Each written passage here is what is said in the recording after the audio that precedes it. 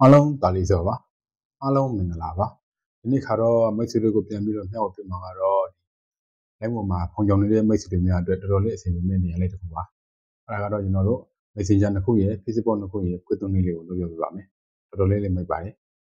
โอเคကျွန်တော်တို့ရဲ့ဒီဖုန်းထဲကနေဒီ Messenger နှစ်ခုရဲ့ Facebook နှစ်ခုရဲ့ကိုကျွန်တော်တို့ခွဲပြီးတော့သုံးလို့ရပါတယ်โอเคအဲ့ဒါလေးကိုဘယ်လိုခွဲရလဲဆိုတော့ဒီနေ့မိတ်ဆွေတို့ပြန်ပြီးတော့ပြောပြပါမယ်ဗျာโอเคโอเคအဲ့ဒါဆိုရင်တော့ကျွန်တော်တို့ရဲ့ဖုန်းထဲမှာ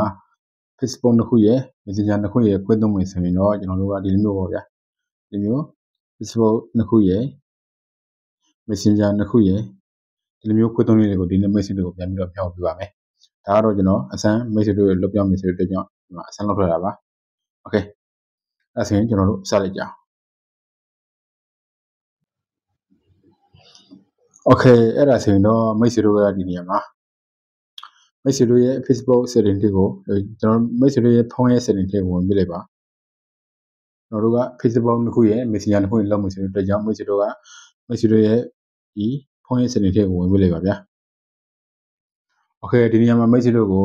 ပြောချင်တာကတော့ဒီဖုန်း brand မတူတဲ့အတွက်ကြောင့်တစ်လုံးနဲ့တစ်လုံး setting အနည်းကိုတော့ကိုလေးနိုင်ပါတယ်ဒါပေမဲ့ဒီနာမည်တွေကတော့အတူတူပါပဲအဲ့ဒါကိုမိတ်ဆွေရောက်နေချလိုက်ပါကျွန်တော်မှာတော့ S ဆိုတဲ့ရှိပါတယ် APPS ဆိုတဲ့နေရာလေးကိုနှိပ်ပြရပါမယ် run embed default s ဆိုတဲ့နေရာလေးရှိပါတယ်အကောင်လေးကိုကျွန်တော်နှိပ်ပြရပါမယ်โอเคအဲ့လိုမျိုးပေါ်လာပြီဆိုရင်မိတ်ဆွေဒီနေရာပေါ်နေနေစတင်လိုက်ပါပေါ်နေနေစတင်လိုက်ပြီဆိုတော့မိတ်ဆွေဒီနေရာမှာဒီကလောင်ဆိုတဲ့နေရာလေးရှိပါတယ် APP CLON ကလောင်ဆိုတဲ့နေရာလေးရှိပါတယ်အကောင်လေးကိုနှိပ်ပြလိုက်ပါโอเคဒီနေရာမိတ်ဆွေတွေ့လားဒီနေရာမိတ်ဆွေသုံးလို့ရတဲ့နေရာဒီ WhatsApp နှစ်ခုသုံးလို့ရမယ် Viber နှစ်ခုသုံးလို့ရမယ် True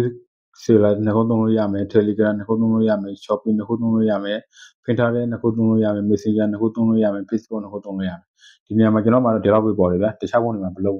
်လောက်ပေါ်လဲတော့ကျွန်တော်မပြောတတ်ဘူးကျွန်တော်ရဲ့ဖုန်းမှာတော့ဒီ8ခုပဲပေါ်ပါတယ်နေ4 6 8 Okay အဲ့ဒါဆိုရင်တော့ကျွန်တော်တို့ကအခုမိတ်ဆွေတို့ကိုကျွန်တော်လုပ်ပြောမယ်ဆိုတာကတော့ဒီ Facebook နှစ်ခုရဲ့ Messenger နှစ်ခုရဲ့လုပ်ပြောမယ်ဆိုတဲ့အတွက်ကြောင့်ကျွန်တော်တို့ကဒီကောင်လေးတွေကို on ပေးလိုက်ပါ Okay Messenger ကို on ပေးလိုက်ပါ Okay အဲ့ဒါဆိုရင်ကျွန်တော်တို့ back နဲ့ပြန်ထွက်ပေးလိုက်ပါဒီမှာနှစ်ခုနော် message ကြည့်တာနော်ဒီမှာနှစ်ခုနော်ဒီမှာ Facebook Messenger နှစ်ခုနော် Okay ဒီမှာတွေ့လားမတူဘူးတွေ့လားဒီမှာခုမှကျွန်တော်တို့ကဒီပွားလိုက်တာပေါ့ဗျာဒီ original ကနေကျွန်တော်ပွားလိုက်တဲ့ဟာဒီမှာ Facebook တစ်ခုရေးဒီမှာ Messenger တစ်ခုရေးတကယ်လို့ message ကဒီကောင်လေးကိုဒီ